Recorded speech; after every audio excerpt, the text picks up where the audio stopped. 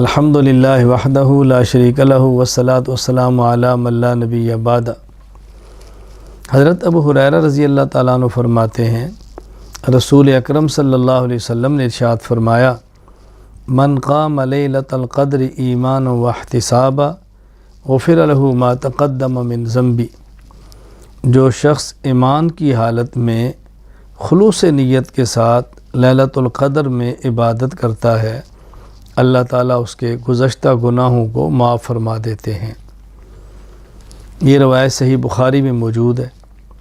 حضرت ام المومنین امی عائشہ رضی اللہ تعالیٰ عنہ فرماتی ہیں، رسول اکرم صلی اللہ علیہ وسلم فرمایا، تحروا لیلۃ القدر فی الوتر من العشر الاواخر من رمضان، کہ رمضان المبارک کی آخری عشرے کی طاق راتوں میں لیلۃ القدر کو تلاش کرو، یعنی 21، 23، 25، 27، 29، یہ 5 راتیں جو طاق راتیں بنتی ہیں۔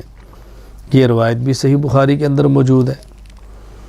لیلۃ القدر کو تلاش کرنا، لیلۃ القدر کے لیے محنت کرنا، لیلۃ القدر کے لیے جاگنا رسول اکرم صلی اللہ علیہ وسلم کا مبارک عمل ہے۔ رسول اکرم صلی اللہ علیہ وسلم معصوم ہیں، پوری انسانیت کے سردار ہیں، اللہ تعالیٰ کے محبوب اور مقرب بندے ہیں، اس کے باوجود بھی تلاش فرما رہے ہیں۔ اس سے اندازہ فرمائیں کہ ہمیں کس قدر توجہ کے ساتھ لیلۃ القدر کی رات کو حاصل کرنے کے لیے محنت کرنی چاہیے۔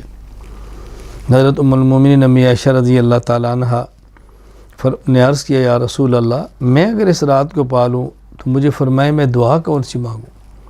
نبی کریم صلی اللہ علیہ وسلم نے فرمایا، اللہم انک عفو تحب العفو فاعف عنی، اے اللہ آپ درگزر کرنے والے ہیں، درگزر کرنے کو پسند فرماتے ہیں، میرے ساتھ بھی درگزر فرما دیں۔ یہ دعا مانگنی چاہیے۔ یہاں جو بہت اہم بات ہے اس کو ذہن نشین فرما لیں کہ نبی کریم صلی اللہ علیہ وسلم نے لیلۃ القدر کی رات عبادت کرنے پر اور خصوصاً لیلۃ القدر کے قیام پر جو مغفرت کا وعدہ فرمایا ہے، اس میں 2 چیزیں فرمائی ہیں۔ نمبر 1 ایمان، نمبر 2 احتساب۔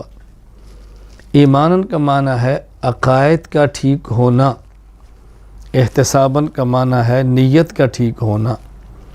معلوم ہوا کہ جس طرح ریا، شہرت اور دکھاوا عمل کو برباد کر دیتا ہے، اسی طرح عقیدے کا خراب ہونا یہ عمل کو تباہ کر دیتا ہے۔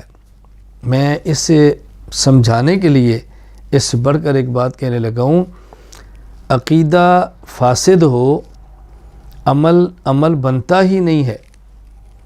عقیدہ ٹھیک نہ ہو تو نیک عمل شماری نیک عمل نہیں ہوتا۔ پہلی شرط ہے کہ عقیدہ ٹھیک ہو۔ عقیدہ ٹھیک ہوگا تو اس کے نامہ اعمال میں بطور نیک عمل لکھا جا سکتا ہے، نیک عمل بن سکتا ہے، عمل صالح شمار ہو سکتا ہے۔ اب ٹھیک نیت کے ساتھ ہے تو قبول ہو جائے گا، اگر ٹھیک نیت نہیں ہے تو قبول نہیں ہوگا۔ تو ایک ہے کسی عمل کا نیک عمل ہونا، ایک ہے پھر اس کا قبول ہونا۔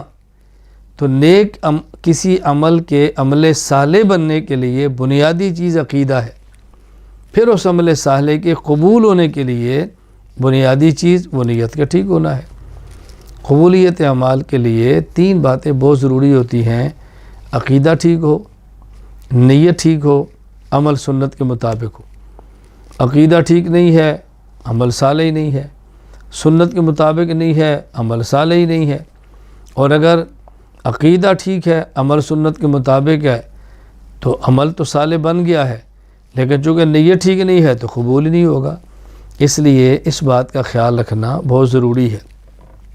باقی میں عرض کرتا ہوں، اگر رات بھر قیام نہ کر سکیں، نوافل نہ پڑھ سکیں، تلاوت زیادہ نہ کر سکیں، اذکار زیادہ نہ کر سکیں، عشاء کی نماز جماعت کے ساتھ پڑھیں، 2 رکعت سنت پڑھیں، 20 رکعت تراویح پڑھیں، 3 رکعت وتر پڑھیں اور سو جائیں۔ گناہ نہ کریں، فضول گپے نہ لگائیں، غیبت نہ کریں، اور صبح تہجد پڑھ لیں، سحری کھا لیں اور اپنے دیگر اعمال کے اندر مشغول ہو جائیں۔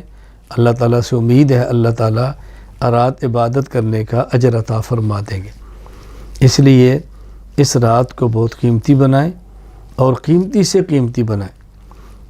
یہ جماعت اہتمام یہ مردوں کے لیے، خواتین کے لیے تو مسجد کی تراویح بھی نہیں، مسجد کی جماعت بھی نہیں، مسجد میں آ کر فرض نماز کی جماعت بھی نہیں۔ خواتین کا تو گھر کا معاملہ ہے، افطاری کرائیں، اس کے بعد کچھ وقت کے بعد عشاء کے فرض پڑھیں، سنت پڑھیں، تراویح پڑھیں، آرام کریں۔ شوہر نے، بچوں نے تراویح پڑھ کے آنا ہو، کوئی تقاضا ہو تو تیار کر کے کھلائیں، نہیں ہے تو آرام کریں۔ صبح اٹھ کے تہجد پڑھیں، سحری تیار کریں۔ انشاءاللہ اللہ کی ذات سے امید ہے اللہ تعالیٰ لیلۃ القدر کا اجر عطا فرمائیں گے۔